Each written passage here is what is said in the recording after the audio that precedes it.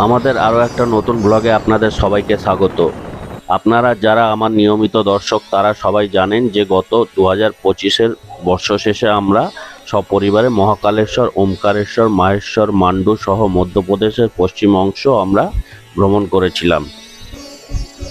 সেই অভিজ্ঞতা থেকে আমরা এই ভিডিওর মাধ্যমে আপনাদের একটি ট্যুর গাইড উপস্থাপন করার চেষ্টা করছি। আপনারা যারা মহাকালেশ্বর এবং ওমকারেশ্বর জ্যোতির্লিঙ্গ দর্শন সহ মধ্যপ্রদেশের বিভিন্ন পৌরাণিক ও ঐতিহাসিক স্থান ঘুরে দেখতে চান, এই ভিডিওটি তাদের জন্য।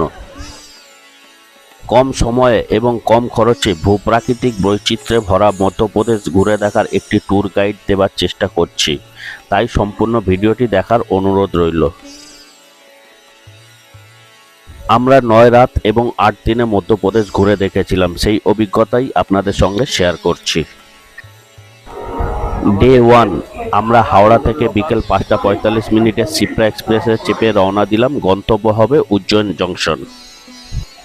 হাওড়া থেকে ইন্দোর যাওয়ার এই ট্রেনটি শিপ্রা এক্সপ্রেস সপ্তাহে 3 দিন সোমবার, বৃহস্পতিবার আর শনিবার বিকেল 5:45 হাওড়া স্টেশন থেকে ছাড়ে। এই শিপ্রা এক্সপ্রেস ছাড়া আরও 2টি ট্রেন উজ্জয়িনী যায়, তার মধ্যে একটি হলো ভুজ এক্সপ্রেস। এই ট্রেনটি ছাড়ে হাওড়ার শালিমার স্টেশন থেকে শুধুমাত্র শনিবার, সপ্তাহে 1 দিন। আর এই ট্রেন ছাড়ার সময় হলো রাত 7:50। শালিমার থেকে ছাড়ার পর এই ট্রেনটি 27 ঘন্টা 15 মিনিট চলার পর পরের দিন রাত 11:05 উজ্জয়িনী পৌঁছায়। আর দ্বিতীয় ট্রেনটি হলো আমেদাবাদ এক্সপ্রেস। এই ট্রেনটিও সপ্তাহে 1 দিন শুধুমাত্র শনিবার কলকাতা স্টেশন থেকে দুপুর 1:10 ছেড়ে 32 ঘন্টা 25 মিনিট চলার পর রবিবার রাত 9:35 উজ্জয়িনীতে পৌঁছায়। আমরা এই ট্রেনে 24 ঘন্টা 10 মিনিট জার্নি করে ডে 2তে রাত 9:55 গিয়ে পৌঁছাবো উজ্জয়িনী স্টেশনে।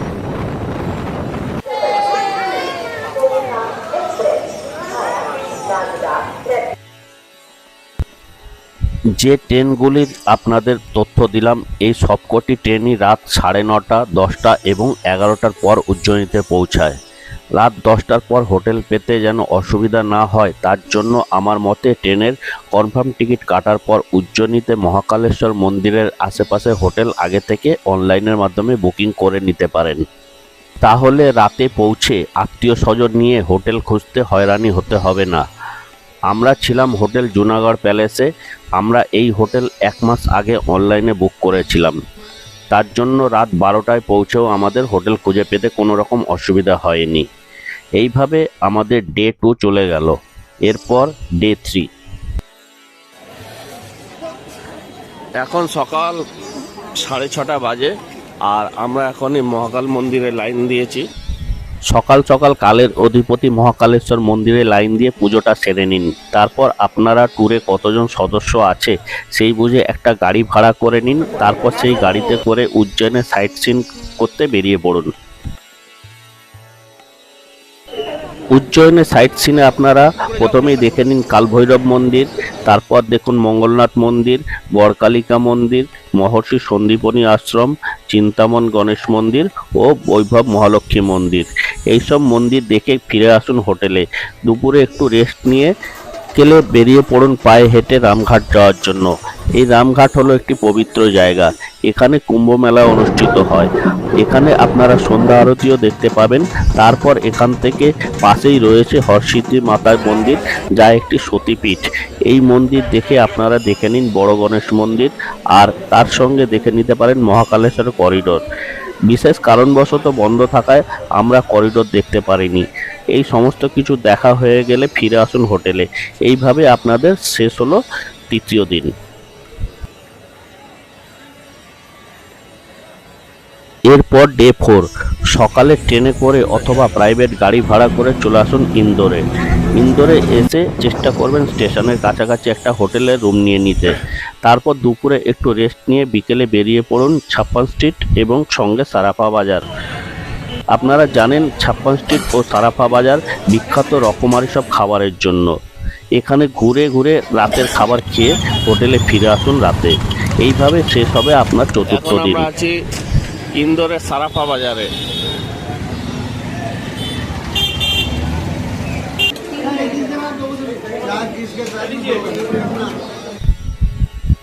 ভোর 5টা থেকে 6টার মধ্যে বেরিয়ে পড়ুন ওমকারেশ্বর যাওয়ার জন্য। আপনাদের জানিয়ে রাখি, ওমকারেশ্বর যাওয়ার জন্য কোনো রেল ব্যবস্থা নেই, তাই আপনাদের 4 চাকা গাড়ি ভাড়া করতে হবে। ইন্দোর থেকে ওমকারেশ্বর পর্যন্ত 78 কিলোমিটার পথ। এই পথ যেতে সময় লাগবে 3 থেকে 4 ঘন্টা। আর যাওয়ার পথে আপনারা দেখে নিতে পারেন সুন্দর একটি ওয়াটারফলস, পাতালপানি ওয়াটারফলস, আর দেখে নিতে পারেন আরও একটি মন্দির, শনি নবগ্রহ মন্দির।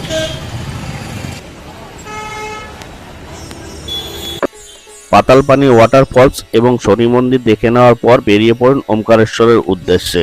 যাওয়ার পথেই ব্রেকফাস্ট সেরে নিন। ওমকারেশ্বর পৌঁছে তাড়াতাড়ি লাইনে দাঁড়িয়ে পড়ুন। আমরা শীতকালে 31শে ডিসেম্বর গিয়েছিলাম। 5 ঘন্টা লাইন দেওয়ার পরে আমরা ওমকারেশ্বর জ্যোতির্লিঙ্গ দর্শন করতে পেরেছিলাম। ওমকারেশ্বর দর্শন করার পর নর্মদা নদীর এপারে ফিরে মমলেশ্বর জ্যোতির্লিঙ্গ দর্শন করে চলে আসুন মাহেশ্বরে। সেদিন রাতে থাকতে হবে মাহেশ্বরে। এইভাবে শেষ হবে ডে 5।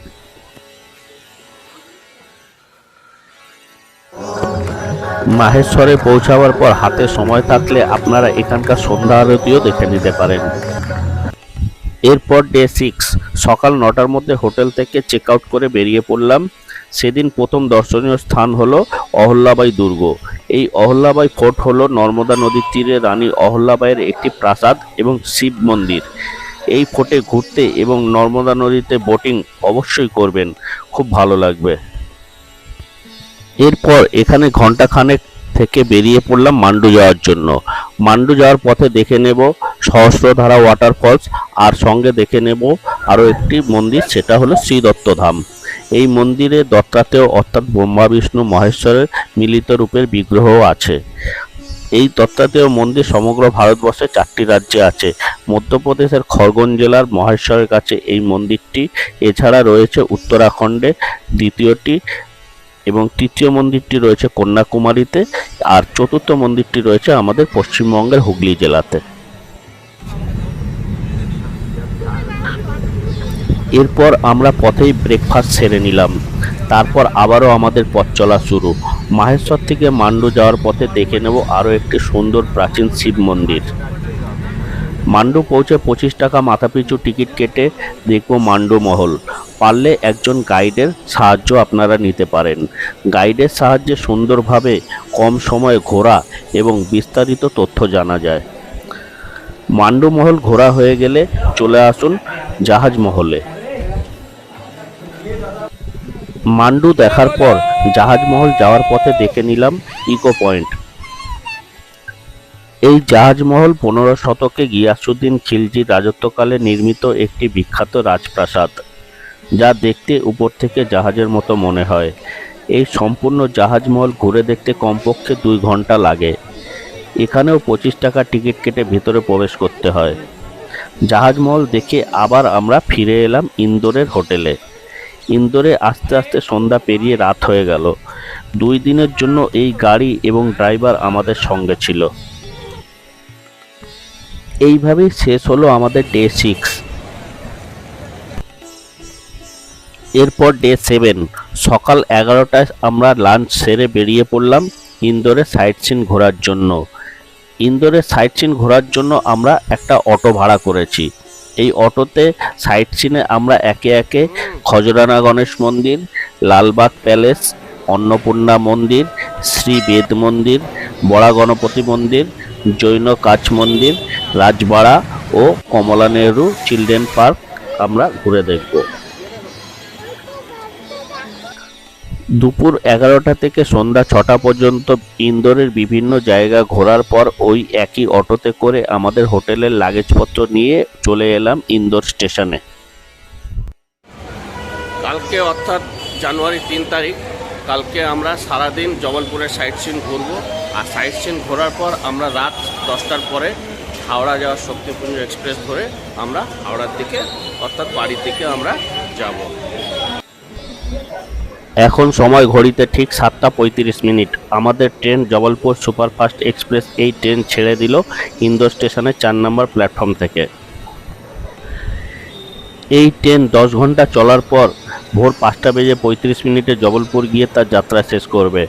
আগামীকাল আমরা সারাদিন জবলপুরে ঘুরবো, তাই আর দেরি না করে ডিনার করে ঘুমিয়ে পড়লাম। এখন সময় সকাল 6টা। আমাদের ট্রেন এসে পৌঁছলো জবলপুর স্টেশনে। সকাল 9টা থেকে ডে 8-এর ভ্রমণ পর্ব শুরু হবে। হাতে 3 ঘন্টা সময়। এই সময় আমরা স্টেশনের ওয়েটিং লাউঞ্জে থেকে ফ্রেশ হয়ে নিলাম এবং সকালের হালকা ব্রেকফাস্ট সেরে নিলাম।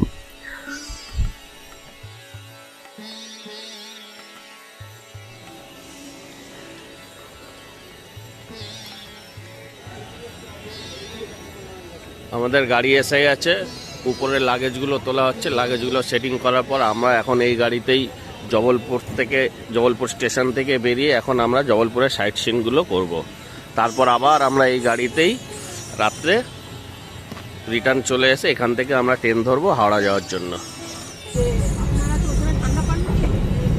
এখন ঘড়িতে সময় সকাল 9:30 আর আমরা বেরিয়ে পড়লাম জবলপুর স্টেশন থেকে। আর এখান থেকে আমাদের প্রথম দর্শনীয় স্থান হবে ব্যালেন্সিং রক।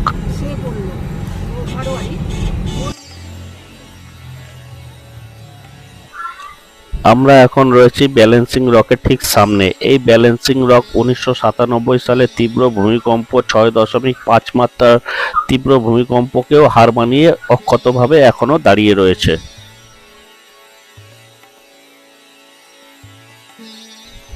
ব্যালেন্সিং রক দেখে নেওয়ার পর পাশেই রয়েছে মদনমহল ফোর্ট। এই সিঁড়ি বেয়ে বেশ কিছু দূর যাওয়ার পর আমরা দেখতে পাবো মদনমহল ফোর্ট। এটা হলো মদনমহল ফোর্ট। দেখার পর আমাদের পরবর্তী দর্শনীয় স্থান হলো ভেড়াঘাটের ধোঁয়াধার ওয়াটারফলস। ওয়াটারফলস দেখার পর পরবর্তী দর্শনীয় স্থান হলো 64 যোগিনী মন্দির। এই মন্দিরটি একটি উঁচু টিলার উপর অবস্থিত। নবম থেকে দ্বাদশ শতাব্দীর মধ্যে কোলচুরি রাজবংশের রাজারা এই মন্দির নির্মাণ করেন। এই মন্দিরের ভিতর রয়েছে শিব এবং পার্বতীর পাথরের মূর্তি। এই মন্দিরে শিব এবং পার্বতী নন্দীর উপর বিরাজমান রয়েছে। এরপর আমরা চলে এলাম ভেড়াঘাটের নৌকো বিহার পয়েন্টে। দুই পাশে মার্বেল পাথরের পাহাড়ের মাঝখান দিয়ে নৌকো ভ্রমণ খুব সুন্দর অভিজ্ঞতা, এবং এখান থেকে সারা জীবন না ভোলার অভিজ্ঞতা নিয়ে বাড়ি ফিরবেন আপনারা।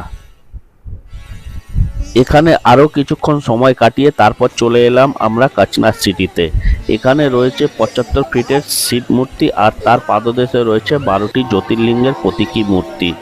এখানে কিছুক্ষণ সময় কাটানোর পর চলে এলাম গৌরীঘাটে। হাতে সময় থাকলে নর্মদা নদীর মাঝখানে নর্মদা দর্শনও করতে পারবেন। তারপর সন্ধ্যায় এখানে নর্মদা আরতি দেখার পর আমরা 9টায় ফিরে এলাম জবলপুর স্টেশনে।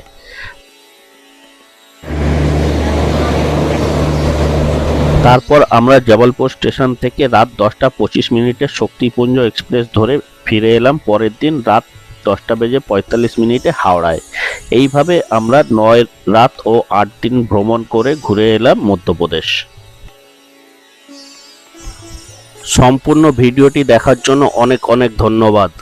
আশা করি আপনাদের কম খরচে এবং কম সময়ে বেশি জায়গা ঘুরে দেখার ভ্রমণ গাইড দেওয়ার চেষ্টা করলাম। আমাদের এই ভিডিও যদি আপনাদের ভালো লাগে তাহলে অবশ্যই লাইক, কমেন্ট এবং শেয়ার করবেন। চ্যানেলে প্রথম হলে চ্যানেলটি অবশ্যই সাবস্ক্রাইব করবেন। ধন্যবাদ, ভালো থাকবেন।